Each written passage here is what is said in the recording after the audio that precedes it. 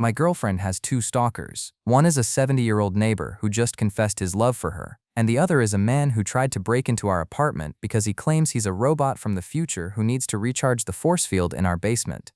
Hey guys, and welcome to Thread Tension. Two stories today. That one spans months, multiple court dates, and somehow gets wilder every single update. Originally posted to the Neighbors from Hell subreddit, OP and his girlfriend live in an apartment complex.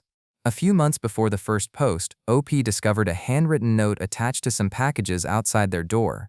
The note didn't make sense, rambling about pizza in their basement, about someone speaking to his girlfriend in dreams. They assumed it came from an older neighbor who had a habit of leaving odd notes around the building, figured he was harmless. OP snapped a photo and tossed it. Then the texts started. Same energy as the note, but amplified.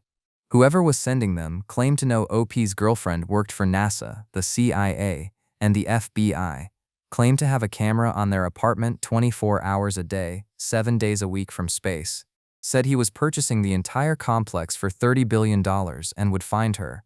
All of it sent through an anonymous texting app.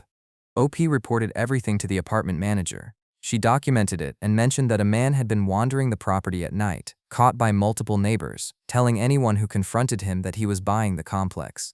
Same guy. OP called the police, but without an identity to attach to the texts, they couldn't act. So OP installed cameras, alerted the neighbors, and stayed on edge. One of the neighbors OP warned was the older man they had originally suspected left the first note, late 60s, maybe early 70s. He seemed disgusted by the situation and promised to keep watch. That promise lasted about a week. Because this same neighbor, the one who'd offered to help, who'd seemed disgusted by the stalking, pulled OP's girlfriend aside one evening as she was coming home from work in the dark, and he confessed that he was in love with her, insisted he'd never felt this way about anyone before in his life, demanded to know if she felt the same. She reminded him, gently, because she's still standing alone in a parking lot with this man, that he's married. He insisted he'd been divorced for 25 years. He still lived with this woman, still shared a unit with her, but divorced 25 years. She told him as carefully as she could that she wasn't interested, that it wasn't going to happen. He hugged her. Then she went inside and told OP everything. Now OP started replaying every interaction with this man. The gifts, chocolates, money, sometimes weed, painted a pattern. His comments about how she looked in certain outfits because they were low-cut revealed his obsession. The way he'd buy her things and occasionally do the same for OP, just enough to keep it deniable. They'd both written it off as an awkward older neighbor being friendly. That lens shattered the moment he opened his mouth. A few nights later, the neighbor showed up at their door, banging on it, visibly angry. OP's girlfriend went upstairs and hid. OP answered. The neighbor immediately demanded to speak with her. OP informed him she was tired and sleeping. The man's face changed. He started storming off, and when OP called after him to ask if he needed anything, the answer came back sharp, no. He got in his car and sped away. So now OP has two problems unfolding simultaneously. A stalker they can't identify sending delusional texts about NASA and space satellites from a burner app, and a neighbor they had trusted, helped, and genuinely liked who had just revealed himself to be something much worse than socially awkward. OP later mentioned that anonymous love notes had been left on his girlfriend's car at various points before all of this, and he was starting to wonder if it had been the neighbor the entire time. 4 days later, the neighbor still hadn't moved his truck out of OP's girlfriend's reserved parking spot. Claimed it broke down and her spot was the only one open. Lies. Their lot had plenty of unreserved spaces. His own spot was 10 feet away. And he'd backed in, which meant the truck ran fine enough to reverse. OP believed the real play was forcing her to park in his spot, right next to his unit, so he could monitor when she was home. She didn't park there. Almost immediately, his wife texted asking why she hadn't used the spot. His wife remained completely unaware of any of this. OP and his girlfriend didn't want to tell her, not out of loyalty to the neighbor, but because they had no idea how telling her might cause him to escalate further.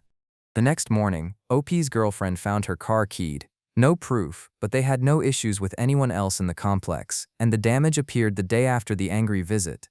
OP reported everything to the apartment manager, who dropped a detail that made the whole thing worse. The neighbor wasn't even on the lease. He'd been living there without authorization the entire time. OP and his girlfriend called the police. The officer agreed the neighbor was a problem, instructed them to file for a restraining order, and went to speak with the neighbor, who wasn't home. So the officer spoke to his wife instead and left his number. As for the truck blocking the parking spot, the apartment complex threatened to tow it, and it magically started working within hours. 6 weeks passed. Then the second stalker came back. What happened next would introduce a completely different breed of threat, one that came with a warrant and a history. OP was home alone when he heard pounding on the door. A man screaming, asking a neighbor if anyone lived here, then attempting to open the door, twisting the knob, banging, yelling about it being locked. OP called 911 immediately. The man then announced his full name and part of his phone number directly into the security camera before rushing around to the front of the apartment to try that entrance too. Then he disappeared. Police arrived in 10 minutes. Couldn't find him. Told OP to keep his doors locked. OP launched his own investigation, discovered the man's social media, and it painted a picture that went from unsettling to genuinely frightening. A mess of AI-generated content mixed with paranoid ramblings about the FBI and outer space, claims about purchasing multi-million-dollar buildings around town. His posts described meeting his future wife in a dream and her calling the police on him when he found her. He wrote openly about owning a collection of swords and spoke frequently about firearms. OP matched outfits from the social media photos to footage from his security cameras. Same person, same clothes, multiple visits they hadn't even been aware of. OP went to the police station to hand in everything, his documentation, the social media screenshots, the camera footage. Turns out the man, let's call him Roger, had walked into the same station himself. After OP posted security footage to a neighborhood app, Roger's own parents confronted him. He then showed up at the police station and admitted he'd tried to enter the apartment. His reason? He's a robot from the future who needed to recharge the force field located in OP's basement.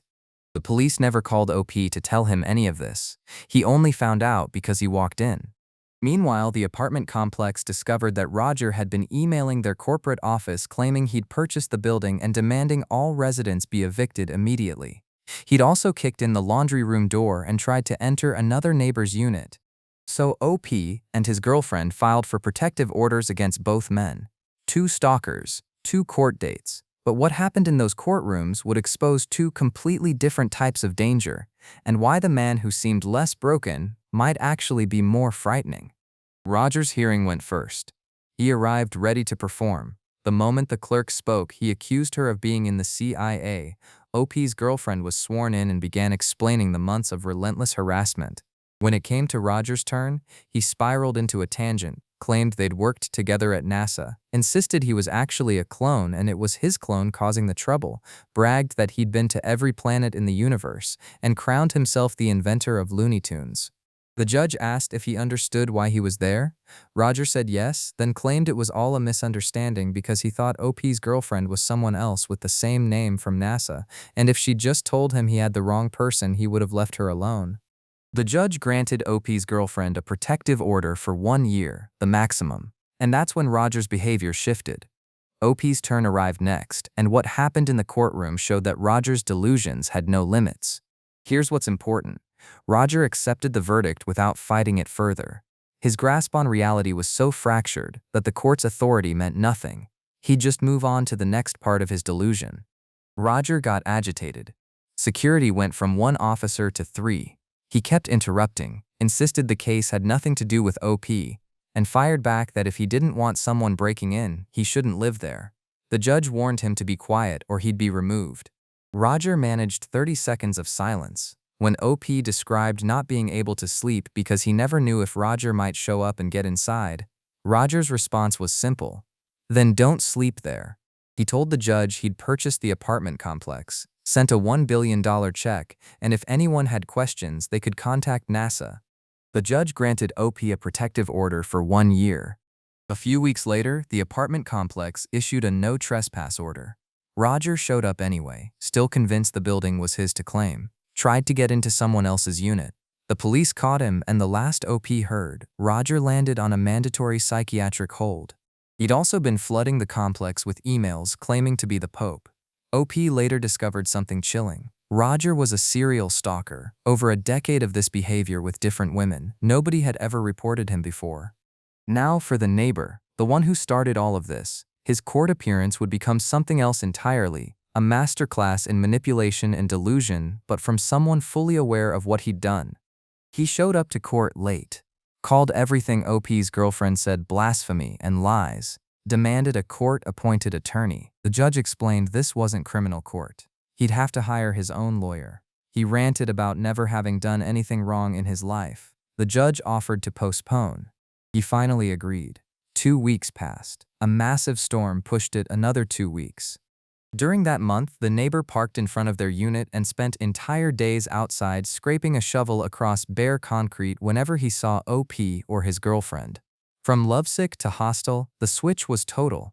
This escalation was crucial. It showed exactly how thin the line was between his romantic interest and his rage when that interest was rejected.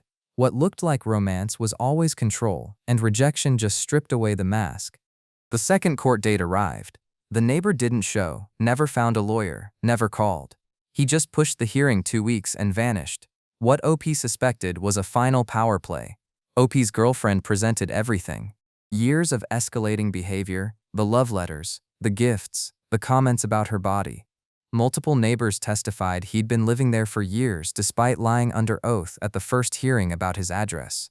The judge granted a 6-month protective order and noted that the apartment complex could now use it to begin the eviction process since he was never on the lease. They went home, relieved. Then they saw him outside, holding a piece of paper, yelling, "You've got to be kidding me." He drove off. But this wasn't over, and what happened next would prove that losing in court doesn't always mean accepting defeat for men like him. OP added one more detail.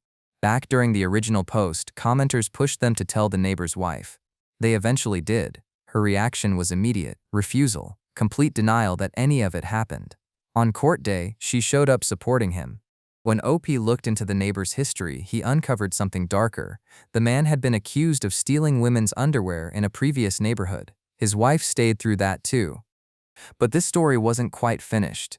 The neighbor filed a motion to vacate the protective order, insisted he was late to court but had actually shown up. So they went back. Again, this time the court would see exactly who this man really was. This time, he appeared, on time. But it took 20 minutes for him to answer basic questions about why he'd missed the last hearing. He claimed his wife fell. The judge asked when. 3 months ago, he said. The judge pressed harder. Did it happen the morning of the hearing? He said no. His wife started talking and was told to stop. She kept talking and was threatened with removal. He eventually admitted she hadn't fallen. She has a disability. They were running late. The judge gave him a chance to speak at a full hearing. OP's girlfriend explained everything again, how unsafe she felt. The gifts, the comments about her body, the parking spot games, the surveillance behavior. She laid out the full pattern of control. His defense revealed his true psychology. She deliberately dresses in revealing clothing to take out the trash. She does it on purpose when he's outside to entice him. His compliments make her dance in her seat. He was smitten, he insisted. He didn't know it was so wrong to compliment someone. When the judge pressed him to define what he meant by revealing, he stammered for what felt like an eternity before landing on, "I don't know, colors." Then he brought up a time she wasn't wearing shoes to take her cat to the vet. No shoes. That was his entire evidence of enticement. He produced a hand-drawn diagram of their street, made of duct tape, paint, and marker, and used a pointer to show the layout. The judge pointed out that his suggested alternate route would force OP's girlfriend to walk farther to reach her own front door. The neighbor claimed he hadn't done the measurements. He pulled out a bag of evidence, credit card statements, his proof of being a good person, that he paid his bills on time. At one point, he produced a piece of mail. The judge said, "Sir, that is an AARP advertisement." The courtroom lost it. For 2 hours, this man spoke about his car, his boat, his integrity. He accused OP of hacking his phone and draining his credit card. He demanded to know if OP was male or female. The judge asked what the relevance was. He fired back at the judge, claiming OP's girlfriend was the one who couldn't stay on topic. 90% of those 2 hours were pure rambling. People in the gallery facepalmed. A woman leaned over and asked OP if the man was drunk. Another spectator mouthed an apology. Security struggled not to laugh. When he pulled out the bag of paid bills to prove his innocence, the entire room sighed. This moment crystallized something important. A delusional person often can't help themselves. But this man, He knew exactly what he was doing. The paid bills, the diagram, the endless talking, these were all calculated distractions, tactics to confuse and wear down his accusers. That makes him far more dangerous than someone who's genuinely lost in fantasy. The judge granted a 6-month protective order. The neighbor might try to fight it again, but OP and his girlfriend are moving, and they're not telling anyone where. Two stalkers at the same time, one operating inside a paranoid delusion so total he believed he was a time-traveling robot inventor of Looney Tunes. The other, fully lucid, fully aware, choosing to pursue a woman half his age while living with the wife who enabled every version of this he'd ever been. The delusional one accepted the court's answers. The lucid one fought them for months. Sometimes the person who knows exactly what they're doing is the one you should be more afraid of. The title of the next story is, I Gave My Friend My House Keys for 1 week and His Girlfriend Refuses to Leave. Originally posted to the Legal Advice subreddit. OP handed his house keys to a friend, a good friend, and asked him to watch his 2 dogs while he and his wife vacationed in Hawaii for a week. Feed them, change the water, take them for a walk. Simple arrangement, the kind of thing you don't think twice about. The friend texted a couple days in. His girlfriend was in town, had nowhere to stay. He lived in a 1-bedroom condo with 2 other roommates. Could she crash at OP's place for 1 night? OP agreed. 1 night, that was the agreement. OP came home from vacation to find the girlfriend had made herself at home on the entire upper floor. She'd been there for 4 days. When OP ordered her to leave immediately, she and the friend insisted she stay another week. She was job hunting in the area and needed a place. OP refused. She didn't move. He offered her $100 to help with relocation. She looked at him and told him to raise it to $5,000, and she'd consider his offer. $5,000. To leave a house she'd been invited to for 1 night. OP called the police. They showed up, looked at the situation, and told him it was a civil matter. He'd have to go through the eviction process, in his own house, for a woman he'd never invited. Now OP is standing in his own home with a stranger living upstairs, a friend who shattered every ounce of trust he'd been given, and a wife who is, in his words, furious. The friend was already told to pound sand, but legally OP needed a way out before the week mark, because under California guest law, after 7 days she'd gain tenant protections that would make removal exponentially harder. That night, commenters laid out the legal reality. In California, guests, people staying fewer than 7 days, can be removed with written notice. If they refuse, it's trespassing. But after 7 days, they become something closer to a lodger, and the process gets uglier. The clock was ticking. OP spent the night consuming every piece of legal advice the internet could offer. And with his cousin, he crafted a plan. Simple, clean, and designed to stay on the right side of the law while making it absolutely impossible for this woman to stay another night. When the girlfriend left the house to grab dinner with the friend, OP and his cousin sprang into action. They packed every one of her belongings into her 3 bags, placed them neatly on the front porch, and locked themselves inside. They watched from the window to make sure nobody stole her things. 2 hours later, she returned, realized what happened, started pounding on the door, screaming to be let in. OP's words, typical squatter drama. They told her through the door to leave. She kept going for 30 minutes. Then she called the cops. OP was nervous. These could be the same officers from the night before, the ones who told him it was a civil matter. But they weren't. Different cops this time. They listened to her side first. Then they came to OP. He informed them plainly. He was the sole owner of the house. He had never given this woman permission to stay more than 1 night. Every night this woman spent under his roof was unauthorized. Her counter? That OP had given her indefinite permission, and she had a text to prove it which had been accidentally deleted. The officer requested her ID. She handed it over. He ran it through the system. And that changed everything. She had an active failure to appear warrant from a months-old shoplifting case. The woman who'd demanded $5,000 to leave someone else's home, who'd called the police on the actual homeowner, had just handed her own outstanding warrant to law enforcement on a silver platter. She was arrested on the spot. Her belongings were sent to the friend's place. The officer assured OP he didn't need to worry. They'd handle the rest.